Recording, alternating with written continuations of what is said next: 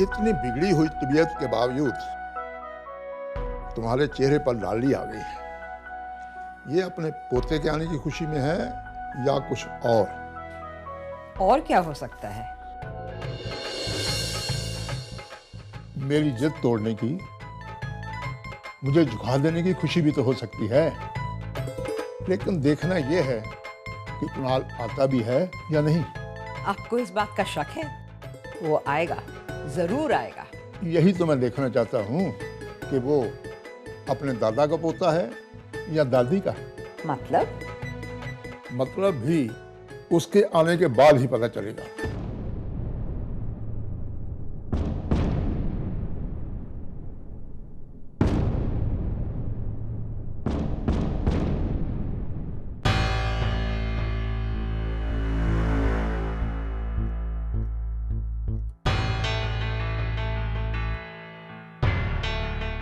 ताशा, दादी को हुआ क्या है? I think it's too much stress. तुम्हें बहुत मिस करी थी, लेकिन अब वैसे ठीक है। अभी ऐसा होना था। अभी तो निम्मो के मामा जी के साथ वो मिल का काम शुरू हुआ है, और अब ये। What's wrong with you, Kunal? घर वापस आने का इससे अच्छा मौका तुम्हें नहीं मिलेगा। और अगर बिजनेस वापस लेने के लिए तुम्हें दादी जी को इमोशनल ब्लैकमेल भी करना पड़े ना, तो प्लीज पीछे मत हटना। जो कुछ भी हुआ अच्छा ही हुआ, और सही वक्त पर हुआ है। ऐसे क्या देख रहे हो? लोगों के बारे में सोच रहे हो, मीडिया के बारे में। कुणाल, तुम मीडिया वालों को तो जानते हो, कुछ दिन बातें करेंगे और फिर चुप हो जाएंगे। और वैसे भी लोगों की किसे पड़ी है Kunal? Natasha? Kunal please stop getting emotional. इस वक्त तुम्हें एक बिजनेसमैन की तरह सोचना है, अपने दिल से नहीं कुणाल, अपने दिमाग से सोचो। दादाजी को जो चैलेंज करने की तुमने गलती की है, यही मौका है कि तुम उस गलती को सुधार सकते हो। और देखो, जरूरत पड़ने पर दादाजी के पैर भी पकड़ लेना और माफी मांग लेना। और प्लीज कुणाल, माफी मांगते वक्त अपना ईगो बाहर ही रखना। होपफुली फिर सब ठीक हो जाएगा, हमारी खुशियां वापस लौट आएंगी और हम फिर उसी तरह सारे ऐशो आराम के साथ जिंदगी जिएंगे। How can you even think like this, Natasha? तुम ऐसे सोच भी कैसे सकती हो? मुझे एनकरेज करने के बजाय तुम मुझे अपनी नजरों में गिराना चाहती हो। You really believe I'm a loser? No, Natasha, I'm not. मैंने कुछ गलत नहीं किया है। मैं दादाजी से माफी क्यों मांगूं? तुम भी दूसरों की तरह मुझे लूजर बनाना चाहती हो। Kunal, you and your king size ego. No, Natasha, मैं अपने आप को प्रूव करना चाहता हूँ। मैं खुद अपने पैरों पर खड़ा होना चाहता हूँ। मैं दादाजी को दिखाना चाहता हूँ कि मैं उन्हीं का पोता हूँ। क्या फर्क पड़ता है कुणाल? क्या फर्क पड़ता है कि दादाजी क्या सोचते हैं? तुम भी जानते हो कि तुम कुछ नहीं कर सकते। You're a loser. और छोटी सी मिल्क को खिलवाकर तुम कितने पैसे कमा लोगे? कुणाल देखो, सहगल इंडस्ट्रीज में वापस आने के बाद तुम्हें वो सब ऐशो आराम वापस मिल जाएंगे। सब कुछ ठीक हो जाएगा Kunal. Kunal, be practical. Anyways, देखो, जम के एक्टिंग करना। तुम्हें किसी भी तरह दादाजी से माफी मांगनी है। हमें दादी जी की बीमारी का सही फायदा उठाना है कुणाल। चलो कुणाल, लेट्स गो। कुणाल, आप क्या सोच रहे हो? Let's go. चलो Kunal, come on. Let's go, let's go, let's go, let's go. एक मिनट। मैं यहाँ वापस रहने नहीं आया हूँ। दादी की तबीयत खराब थी, इसीलिए आ गया। इसलिए आरती वारती का नाटक प्लीज बंद कीजिए। Excuse me.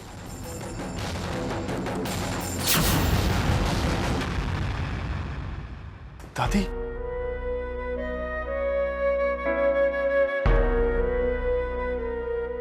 I'm so worried. अब कैसी है तबीयत आपकी? अब बस ठीक हो गई मेरी तबीयत। अब तो मेरी आंखों के सामने ही रहेगा ना, जाएगा तो नहीं? प्लीज दादी, अब सब कुछ मांगेगा मगर ये नहीं।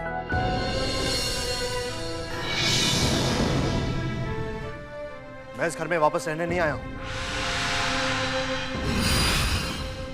ये मुझसे नहीं होगा और इसके बारे में कोई बहस नहीं। It's fine.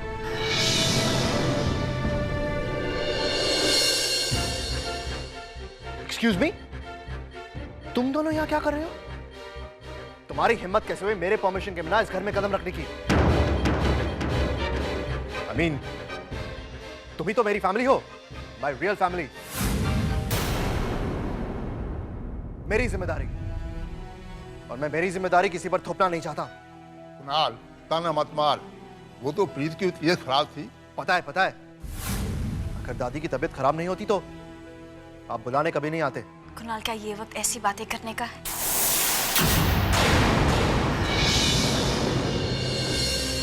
ये तो पुरानी बातों को भूल जा बेटा।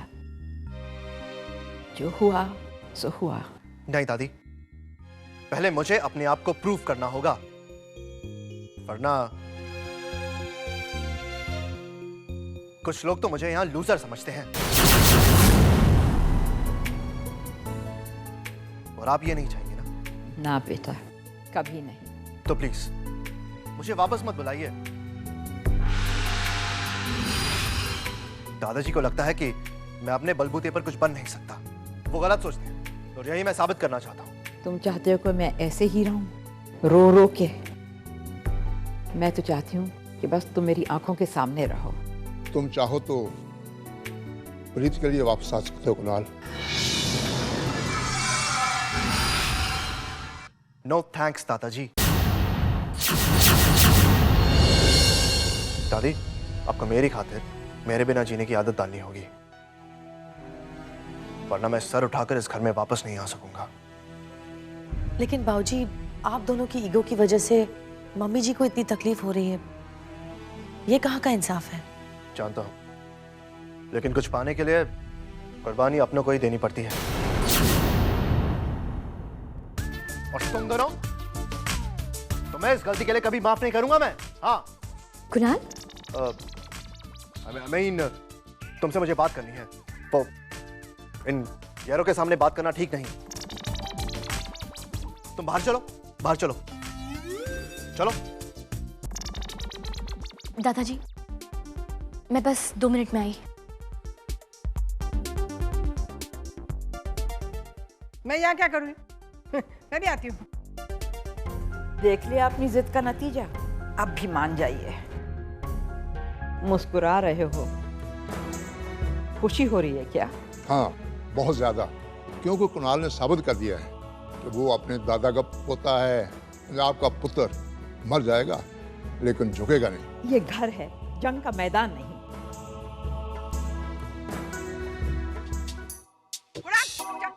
रुक जा। क्या कर रहा है? हाँ? अरे, तुम्हारी हिम्मत कैसे हुई निम्बू के ऊपर चिल्लाने की, वो भी सबके सामने? अरे, तुम समझते क्या हो खुद को? लाट साहब, कांता बहन प्लीज, नहीं ऐसी बात नहीं है। मैं मुझे एक वजह बताओ जिसकी वजह से हम यहाँ पे वापस आना चाहेंगे। कुणाल, सिचुएशन ऐसे हो गई थी कि हमें यहाँ वापस आना पड़ा मजबूरन, लोगों के कहने पे। हाँ कुणाल, हमारे पास इसके अलावा और कोई चारा नहीं था, इसीलिए तो तब से सॉरी कहने की कोशिश कर रहा हूँ। हाँ, सॉरी बोल रहे हो।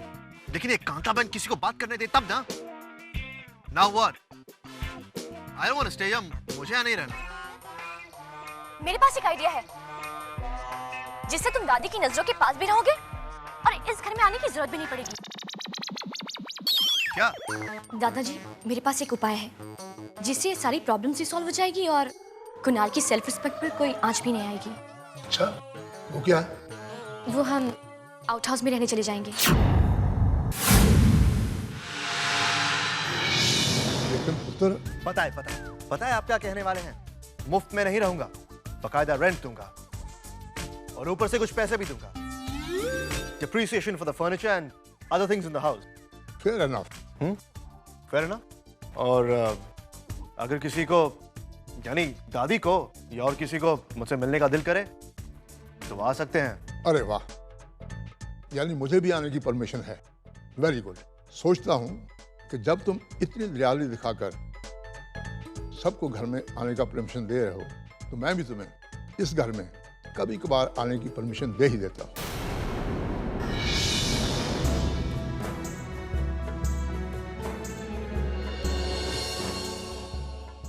तुम भी क्या याद करोगे? रामदीन, जी साहब जी। आउटर हाउस खोल दो।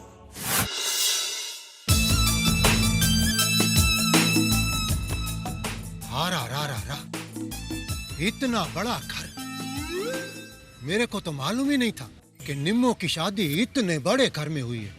ना ना ना, इसे घर कहना तो इस घर का बेइज्जती होगा। ये तो पूरे का पूरा महल है।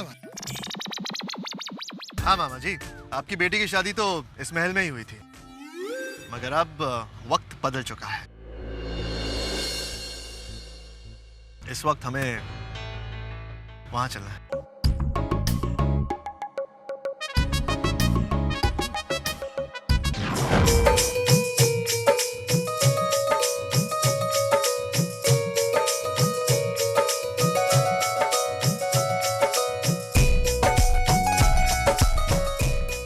ये लो कुणाल, तुम्हारा घर तैयार हो गया है। अच्छा हुआ, फिलहाल तो इसी में रहना होगा। सर मैंने सारी इंफॉर्मेशन निकाल ली है। टेंडर सिर्फ 5 लाख रुपयों का है, लेकिन सर सारी एस्टैब्लिश्ड कंपनीज की नजर उस टेंडर पर है और सबने कोटेशन भी काफी कम भरे हैं।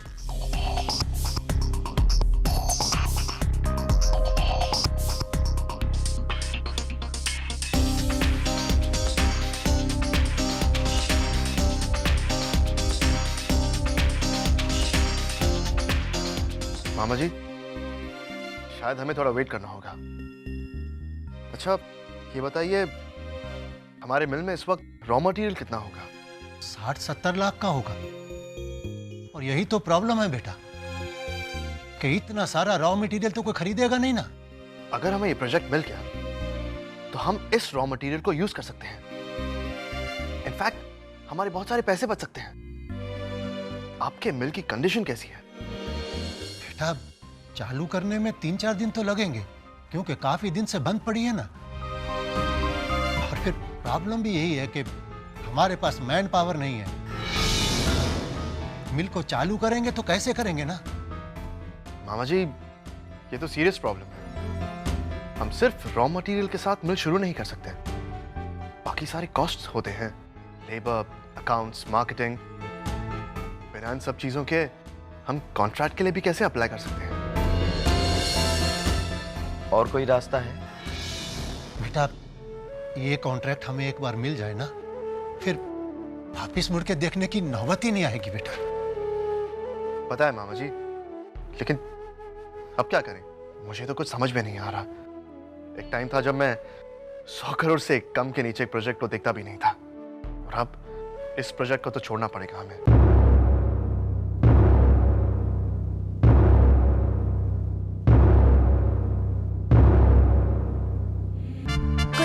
टेंशन मत लो, इतना बताओ कि तुम्हें क्या क्या चाहिए। सब कुछ मिल जाएगा। सबसे पहले तो तुम्हें काम के लिए वर्कर्स चाहिए, है ना? मिल जाएंगे। कैसे?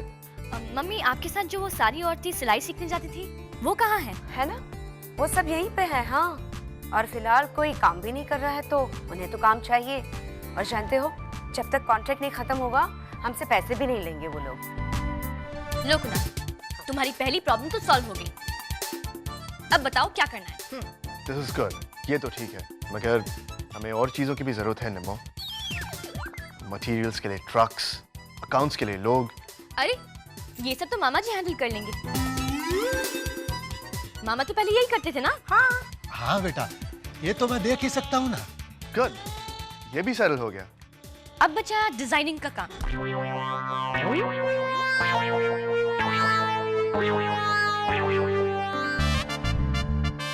अरे वो हम कर लेंगे।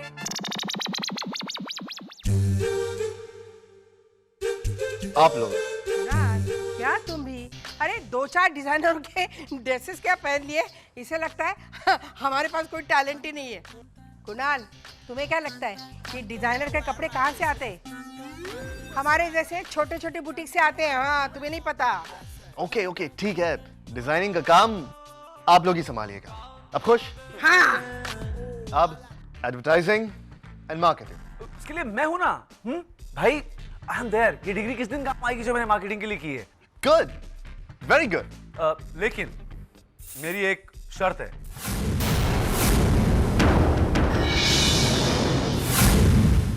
और शर्त यह है कि आप लोगों को मुझे कंपनी का प्रेसिडेंट ऑफ मार्केटिंग बनाना पड़ेगा।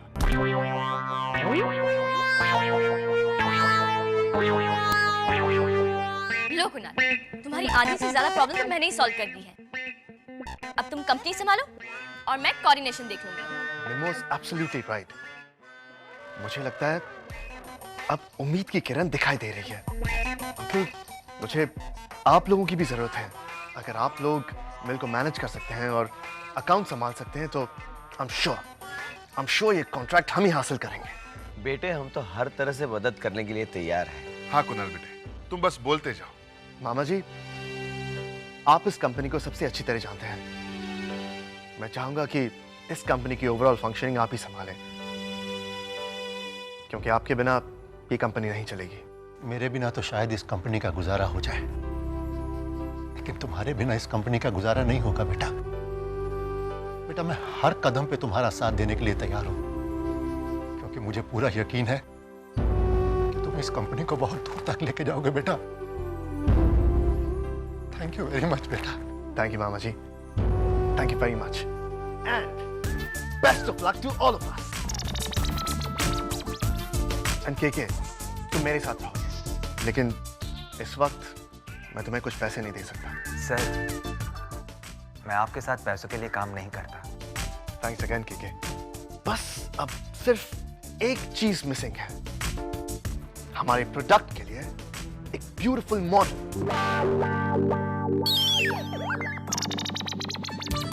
मॉडलिंग तो हम नैना से करवा सकते हैं। I'm sorry, पर मैं 20 दिन के लिए बाहर फोटोशूट के लिए जा रही हूँ। पैसे एडवांस ले लिए, वरना मना कर देती। आप लोग फिक्र मत करिए, मैं उनसे बात करती हूँ। अगर कुछ हो पाया तो ठीक है, वरना मैं कॉन्ट्रैक्ट तोड़ दूंगी। नहीं नैना, ऐसे करने की जरूरत नहीं है। डोंट वरी, मैं नताशा से पूछ लूंगा, वो मुझे कभी इनकार नहीं करेंगे। किसी ने मुझे बताया ही नहीं कि मैं क्या करूंगी। मैं बताती हूँ कृष्णा, तुम स्कूल जाओगी और ठीक से पढ़ाई करोगी, ओके?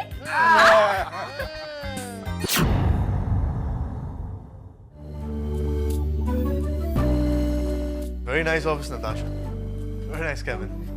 लगता है ये लोग तुम्हारा बहुत अच्छा ख्याल रखते हैं।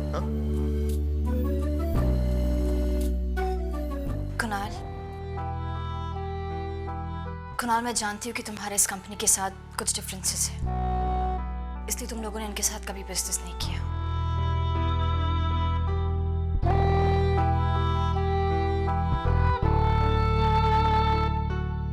But this is how life is, Kunal. You have to move on. कहते हैं ना, बिजनेस में कोई दोस्त, कोई दुश्मन परमानेंट नहीं होता। और फिर इन्होंने मुझे इतना बड़ा ऑफर दिया, इस कंपनी का मैनेजिंग डायरेक्टर, ब्रांड एम्बेसडर बना दिया कुणाल। इन्हें मना करना मुझे बेवकूफी लगी। In fact it's an honour. Anyways, tell me, तुम यहाँ सुबह सुबह? एक्चुअली मैं चाहता था कि तुम हमारे कंपनी के प्रोडक्ट के लिए मॉडलिंग करो। इस तरह तुम मुझसे दूर रहकर भी मेरे पास ही रहोगे, और वैसे भी हमारे पास कोई बड़ी मॉडल को देने के लिए पैसे भी नहीं है। एक प्रॉब्लम है कुणाल, मैंने इस कंपनी के साथ एक कॉन्ट्रैक्ट साइन किया है और मैं किसी और के साथ काम नहीं कर सकती।